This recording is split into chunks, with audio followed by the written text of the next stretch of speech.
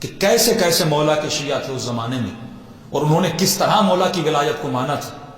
آج ہمارے تصور میں بھی نہیں آتا کہ کچھ ایسے شیعہ زیارت جامع کبیرہ پڑھیں، بڑی زیارت ہے، اگر پوری نہیں پڑھ سکتے تو کم از کم تھوڑی تھوڑی حصوں میں بدلیں اور اس کے ترجمے کے ساتھ پڑھیں تاکہ آپ کو پتا چلے کہ معرفت اہل بیت، کمال معیار اہل بیت کیا تھا اور ہمیں کس طرح اہل بیت کو ماننا. دو لفظ ہیں وہاں پہ، لاحق بہ، کہ مولا آپ کی ولایت کو وہ مانتا ہے جو نہ آپ سے آگے نکل جائے نہ پیچھے رہ جائے، آپ کے ساتھ جو ملحق ہو کے چلتا ہے وہی آپ کا شیعہ ہے.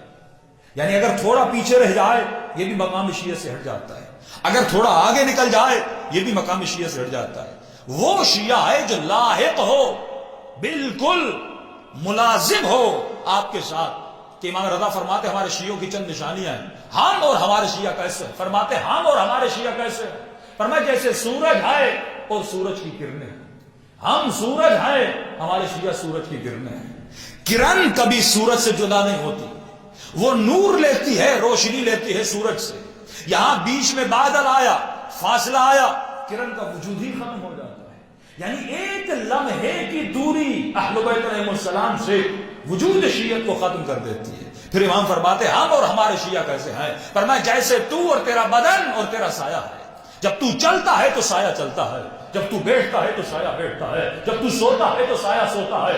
یہ ممکن نہیں کہ تو کھڑا رہے اور سایہ بیٹھا رہے، یہ ممکن نہیں کہ تو بیٹھا رہے اور سایہ کھڑا رہے. اگر تو بیٹھا رہا اور سایہ کھڑا رہا یہ تیرا سایہ نہیں ہے، یہ کسی اور کا سایہ ہے. یعنی سایہ کا اپنا ارادہ نہیں ہوتا، سایہ ہوتا ہے بدن کے پیچھے، ارادہ بدن کا ہوتا ہے، سایہ تقلید کرتا ہے. جیسے بدن کرتا ہے ویسے بدن کا سایہ اٹھتا ہے، بیٹھتا ہے، چلتا ہے. اس کا مطلب علی کے شیعہ اپنا ارادہ نہیں رکھتے، وہ علی کے ارادے پہ چلتے ہیں. وہ اہل بیت کے جہاں پہ میرا ارادہ آ جائے، جہاں پہ میں آ جائے کہ یہ مجھے پسند ہے، یہ میری خواہش ہے. کیوں امام فرماتے آنکھیں تیری ہیں لیکن دیکھیں وہاں جہاں اہل بیت پسند کرتے ہیں. زبان تیری ہے لیکن بولے وہ جو اہل بیت کو پسند ہے. کان تیرے ہیں لیکن سنے وہ جو اہل بیت کو پسند ہے. جب تو سایہ بن گیا اور کرن بن گیا، یہ ہے مکتب اہل بیت. اب آئیے چند مثالیں دیتا ہوا چلتا. کچھ شیعہ تھے جذباتی، ہیں شیعہ ہیں محب. مثلا جناب اباظت فرماتے ہیں کہ جب گھر پر حملہ ہوا تو ابوذر کہتے ہیں میں زمین پہ بیٹھا تھا اور آنکھوں سے دیکھ رہا تھا علی کو لے جایا جا رہا ہے اور ہاتھوں میں رسیاں ہیں، سیدان علی کے دامن کو پکڑا ہوا ہے اور یہ ملعون غلاف شمشیر سے، ایک ہوتی ہے تلوار، ایک ہوتا ہے تلوار کا غلاف، یہ غلاف شمشیر سے سیدہ کے ہاتھوں کو مار رہا تھا. ہم سب علی کی نگاہوں میں نگاہیں ڈال کے کھڑے تھے کہ یہاں اشارہ ہو اور ہم تلوار اٹھائیں. لیکن فرمایا علی نے اشارہ دیا کہ اب یہ صبر کا وقت ہے، تلوار اٹھانے کا وقت نہیں ہے. لیکن وہاں پہ ایک تھا جس کا نام ہے زبیر. یہ مولا علی کا رشتہ دار ہے، پھپھی کا بیٹا ہے، صفیہ کا بیٹا ہے، جناب زہرا کا کزن ہے. زبیر اٹھتا ہے، تلوار اٹھاتا ہے. یہ تلوار اٹھاتا ہے اور جب حملہ کرنا چاہتا ہے تو دالان دروازہ جیسے اٹیک کرنا چاہتا ہے تو اس کا ہاتھ اس دروازے کی چوکھٹ پہ لگتا ہے، تلوار گر جاتی ہے اور یہ زبیر کو وہاں سے دور کر دیتے ہیں. تو وہاں پہ آپ کو چند شیعہ نظر آتے ہیں. سلمان بھی ہے لیکن سلمان تلوار نہیں اٹھا رہا، ابوذر بھی ہے، مقداد بھی ہے، زبیر بھی ہے. یہی زبیر مولا کے پاس آتا ہے اور کہتے ہیں مولا آپ قیام کیوں نہیں کرتے؟ تو آپ کا حق ہے. تو مولا فرماتے زبیر علی کے پاس ایسے ساتھی نہیں، اگر 25 لوگ میرے پاس ایسے ہوتے میں تلوار اٹھاتا. کیوں مولا علی 25 سالوں میں یہ صدا بلند کرتے ہیں کہ کاش عباس کی جگہ میرے چچا حمزہ ہوتے تو آج علی کا حق غصب نہ کیا جاتا. اے کاش میرے بھائی عقیل کی جگہ پر میرے بھائی جعفر ہوتے تو علی کا حق غصب نہ کیا جاتا. یعنی بھائی تو ہے لیکن ایسا بھائی نہیں جیسا جعفر ہے، چچا تو ہے لیکن ایسا چچا نہیں جیسے جناب حمزہ تھے. یعنی خود بنو ہاشم نے مولا کا ساتھ چھوڑ دیا تھا. زبیر بھی بنو ہاشم میں سے ہے. 6 مہینے تک زبیر نے بیعت نہیں کی، 6 مہینے تک بنو ہاشم نے بیعت نہیں کی. لیکن بنو ہاشم میں سے کسی کو پکڑا نہیں گیا کیونکہ جانتے تھے ان میں اتحاد ہے، اگر پکڑیں گے تو پورے بنو ہاشم سے جنگ ہو جائے گی. لیکن یہ بھی جانتے تھے کہ علی کا ساتھ پورے بنو ہاشم نے چھوڑ دیا ہے. بنو ہاشم بھی مولا کے غربت علی بن ابی طالب یہ تھی کہ اپنوں نے مولا کا ساتھ نہیں دیا. اپنا بھائی ہے اس نے ساتھ نہیں دیا، اپنے رشتہ دار ہے انہوں نے ساتھ نہیں دیا. 6 مہینے کے بعد سب پلٹ کے چلے جاتے ہیں. تو یہ ولایت پذیری آپ سمجھتے ہیں کہ جس طرح آج مولا علی کو آپ معصوم مانتے ہیں، جس طرح آپ آج مولا علی کو امام مانتے ہیں، تو اس زمانے کے لوگ امام مانتے تھے۔ جنگ صفین والے 99% وہ شیعہ اور آج کا شیعہ دونوں کے اصطلاح میں فرق ہے۔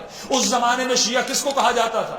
جو شیخین کو مانتے تھے، یعنی جناب ابوبکر اور عمر کو مانتے تھے، اس کے بعد خلافت عثمان کو نہیں مانتے تھے، اور خلافت عثمان کی جگہ پہ علی بن ابی طالب کو مانتے تھے۔ یہ شیعہ کہلاتے تھے 99%۔ اور جنگ صفین میں جتنے لوگ تھے وہ معتقد تھے شیخین پر، اس کے بعد عثمان کی خلافت کو نہیں مانتے تھے اور مولا علی کی خلافت کو مانتے تھے۔ ان لوگوں کے ساتھ امام کو مدارا کرنا تھا، ان لوگوں کے ساتھ امام کو چلنا تھا کہ مولا علی جب خلافت پر آتے ہیں اور مسجد میں جاتے ہیں اور کیا دیکھتے ہیں کہ مسلمان مستحب نماز کو جماعت کے ساتھ پڑھ رہے ہیں جس طرح آج بھی پڑھی جاتی ہے، مولا فوراً مسجد پہ کہتے ہیں یہ سنت رسول کے خلاف ہے، ہم نے کبھی نہیں دیکھا کہ رسول نے مستحب نماز کو جماعت کے ساتھ پڑھا۔ تو صدائیں بلند ہوتی ہیں، واہ عمرہ واہ اسلاما، علی سنت شیخین کو ختم کرنے کے لیے آئے ہیں۔ امام فرماتے ہیں مجھے اسلام کو باقی رکھنا ہے، اگر ان جھگڑوں میں پڑ گیا تو اسلام ازبین میروت، اسلام یہاں سے ختم تباہ و برباد ہو جائے گا۔ امام کو اسلام کو بچانا تھا اور اسلام کی خاطر مولا نے صبر کیا۔ اور کچھ ایسے اصحاب جو چند قدم آگے نکل جاتے ہیں، چند قدم پیچھے رہ جاتے ہیں۔ جناب زینب سلام اللہ علیہا کے شوہر جناب عبداللہ کہ جب مصر کی حاکمیت کی باری آئی تو سب نے کہا کہ محمد ابن ابوبکر کو بھیجیے، تو مولا فرماتے ہیں کہ مصر وہ جگہ ہے جہاں پہ عمرو ابن عاص جیسے لوگ رہ چکے ہیں۔ مصر ایک تمدن، ایک تہذیب، ایک سویلائزیشن کا نام ہے، وہاں پہ ہر انسان حکومت نہیں کر، مولا اشارے دے رہے ہیں، لیکن ولی کے اشارے کو سمجھنا یہ شیعہ کا کام ہے۔ کہ فارسی میں ایک اصطلاح استعمال ہوتی ہے کہ اگر ولی خط لکھے اس کی سیاہی خشک ہونے سے پہلے اس کی اطاعت کرنی چاہیے، یہ اطاعت نہیں تھی۔ اور جناب عبداللہ کیونکہ جناب محمد ابن ابوبکر ان کے سگے بھائی، ماں ایک تھی لیکن باپ الگ تھے، تو انہوں نے اس کی حمایت میں پورے شہر میں اعلان کیا کہ نہیں، محمد ابن ابوبکر کو جانا چاہیے۔ مولا بھی فیصلہ دیتے اگر تم لوگوں کا یہ فیصلہ ہے میں ان کو بھیجتا ہوں۔ انجام کیا ہوا؟ ان کو مصر میں مارا جاتا ہے۔ مولا اس فیصلے کی حمایت میں نہیں تھے کہ ان کو بھیجا جائے۔ مولا حسن کے صحابی کتنے عظیم صحابی ہیں، دعا یہ کریں کہ خدا عاقبت بخیری نصیب کرے، لیکن ان کا جو ابتدائی جس کہتے ہیں نا کہ ایک شیعہ وہ جو امام سے آگے نکل گیا، ولایت ایکسیپٹنس اور ولایت اتنی نہیں تھی ان لوگوں میں، ایک شیعہ وہ جو پیچھے رہ گیا، لیکن یہ بھی اچھی بات ہے کہ ان کی عاقبت میں جناب حجر ابن عدیہ، حجر ابن عدی امام حسن کے صحابی، جب مولا حسن صلح کرتے ہیں تو امام حسن سے ملنے آتا ہے، کہتا ہے السلام علیک یا مذل المؤمنین، اے مومنوں کو ذلیل کرنے والے امام، آپ نے صلح کر کے ہمیں ذلیل کر دیا۔ پھر امام بٹھاتے ہیں، امام سے سمجھاتے ہیں، امام سے بتاتے ہیں، پھر ایکسپٹ کرتا ہے۔ درجہ ان کا بہت بڑا ہے، لیکن شروع میں وہ ایکسپٹنس آف ولایت نہیں تھی۔ جس طرح جناب اور تھے، جناب اور امام حسین کا احترام کرتے تھے بے نسبت نواس رسول، نہ کہ اس کو امام مانتے تھے۔ امام اگر مانتے تو کبھی مقابلے میں نہ آتے، راستہ نہ روکتے۔ یہ تو اور ہے کہ وہ احترام اور ادب سیدان لشکر امام حسین نے بھیجا اور خیام حسین میں رہے اور وہاں پہ شیعہ بنے، امام نے ولایت کو منوایا۔ اسی طرح جناب حجر ابن عدی، لیکن ان کی آخرت بہت اچھی ہوئی، امام حسین نے سمجھایا، اس کے بعد انہوں نے سمجھا، یہاں تک کہ جب امیر شام ان کو مارنا چاہتا تھا تو اس نے کہا علی کو گالی دو، جس نے کہا یہ میں نہیں کر سکتے، خود جناب حجر ابن عدی۔ عاقبت تو بخیری ہوئی، یعنی اگر ملازم رہو، ہو سکتا ہے کہیں تم بھٹکے ہوئے ہو، لیکن اگر ہمیشہ امام کے ساتھ رہو پوری زندگی تو یہ بھٹکپن تمہارا دور ہو جاتا ہے اور تمہارے وجود میں ایمان داخل ہو جاتا ہے۔ جس طرح ہم ہیں، مجلسوں سے اگر جتنا دور جائیں گے، نماز سے جتنا دور جائیں گے، دعائے ندوہ و کمیل سے جتنا دور جائیں گے، اہل بیت کے کلام سے اتنا گمراہ ہوتے جائیں گے، لیکن جتنا قریب ہوتے جاؤ گے اتنی تمہیں ہدایت ملتی جائے گی۔ امیر شام کہتا علی کو برا بھلا کہو، کہتا یہ ہو نہیں سکتا، کہ پھر میں تجھے قتل کروں گا، کہ ٹھیک ہے مجھے 2 رکعت نماز پڑھنے کی اجازت۔ اب ایمان دیکھیے، وہاں پہ وہ کردار تھا، امام حسن نے سمجھایا، ولایت کو صحیح طریقے سے ایکسپٹ کیا۔ اب اس کا کردار دیکھیے، حضرت بدی کا کردار کیا ہے۔ صلوات پڑھے محمد کہتا مجھے 2 رکعت نماز پڑھنے دو۔ فرمایا حجر نے بہت تیزی سے نماز پڑھی۔ امیر شام نے کہا کہ اتنی تیزی سے نماز پڑھی؟ کہا یہ میری زندگی کی پہلی نماز ہے جو میں نے اتنی تیز پڑھی ہے۔ کہا کیوں تیز پڑھی؟ کہا کہیں تو یہ نہ سوچے کہ میں موت سے ڈر گیا ہوں اور آہستہ آہستہ اپنے وقت کو گزارنا چاہتا ہوں۔ کہا میرے سر کو قلم کرنے سے پہلے میرے بچوں کے گلوں کو کاٹ۔ کہا کیوں؟ فرمایا مجھے ڈر ہے کہ یہ باپ کی موت کو دیکھ کر ڈر نہ جائیں اور تیرے ہاتھ پہ بیعت نہ کر لیں۔